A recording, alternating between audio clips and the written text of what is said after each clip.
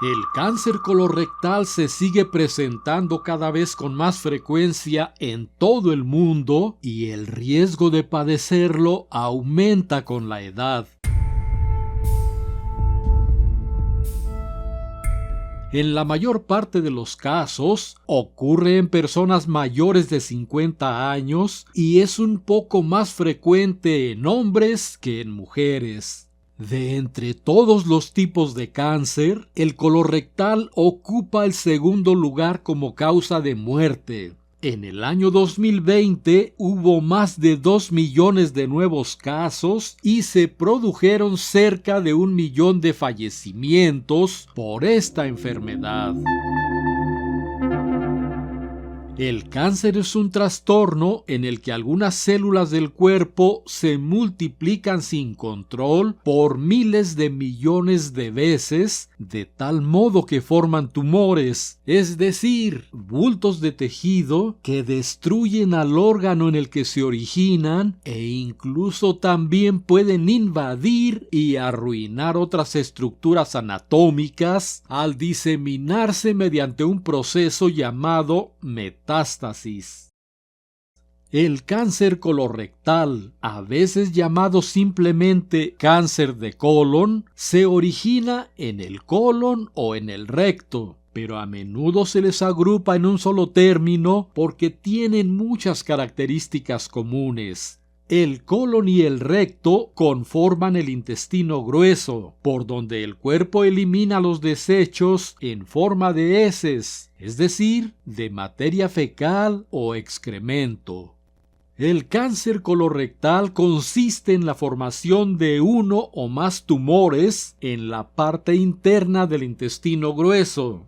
En más de 80% de los casos, empieza con el crecimiento de un tumor no canceroso, llamado pólipo, el cual puede comenzar a crecer y al paso del tiempo volverse maligno. En la mayoría de los casos, los pólipos que se vuelven cancerosos crecen lentamente. Tardan de 2 a 3 años en medir más de 1 centímetro y entre 7 y 10 años para convertirse en un cáncer invasor.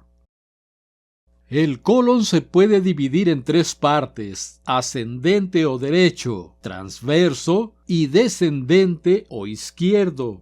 La mayoría de los cánceres de colon se localizan en el lado izquierdo. Ahora ponga usted atención a esto. El cáncer colorectal se desarrolla lentamente durante varios años sin causar molestia alguna, pero se debe acudir a consulta médica rápidamente si empiezan a aparecer de forma constante los siguientes síntomas. Sangrado rectal. Al irse desarrollando, el tumor lesiona las paredes intestinales, lo cual provoca sangrado por el recto. Al principio el sangrado es microscópico, de modo que solo se puede detectar mediante estudios de excremento, pero cuando las lesiones son mayores, el sangrado se hace muy visible a la simple vista.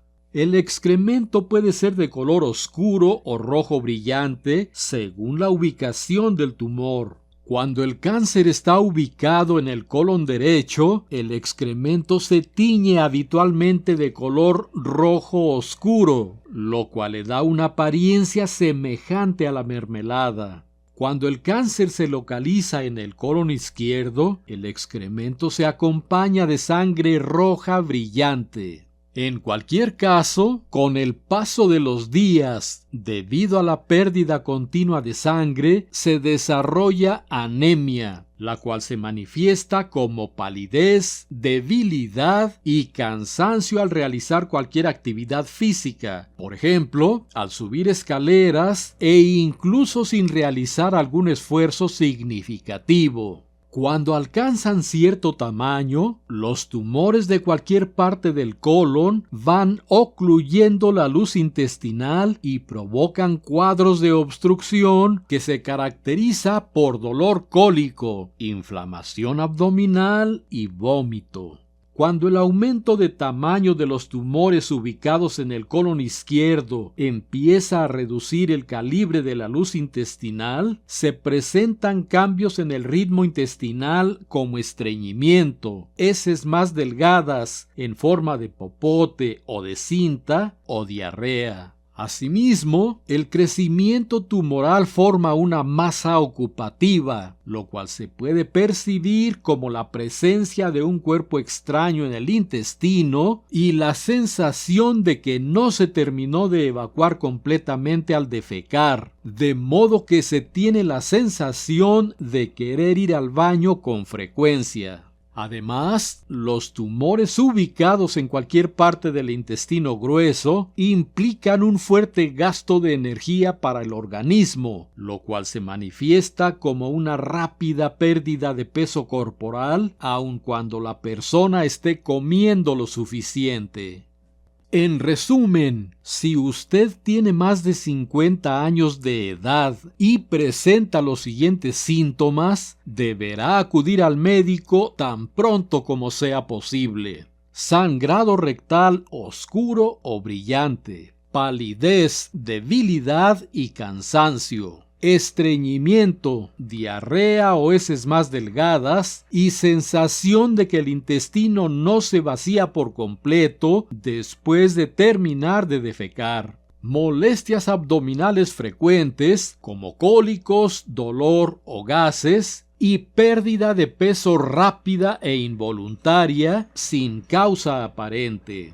Ante la presencia persistente de estos síntomas, habrá que acudir a consulta médica, pues las probabilidades de cáncer colorectal en este caso son muy grandes. Se debe señalar, por supuesto, que hay otras afecciones que causan algunos síntomas prácticamente idénticos a los del cáncer colorectal. Por ejemplo, una infección, la enfermedad de Crohn, la colitis ulcerosa y otros padecimientos gastrointestinales. Por ello, es importante acudir a consulta médica para descubrir el origen del problema y emprender el tratamiento específico, pues el tiempo corre en favor del cáncer. La incidencia y el impacto del cáncer colorectal se pueden reducir de forma significativa mediante la adopción de un estilo de vida que disminuya los factores de riesgo. Los cambios en el estilo de vida comprenden, principalmente, llevar una alimentación sana que incluya muchas frutas y verduras, dejar de fumar, realizar ejercicio físico con regularidad, reducir el consumo de alcohol y mantener un peso saludable.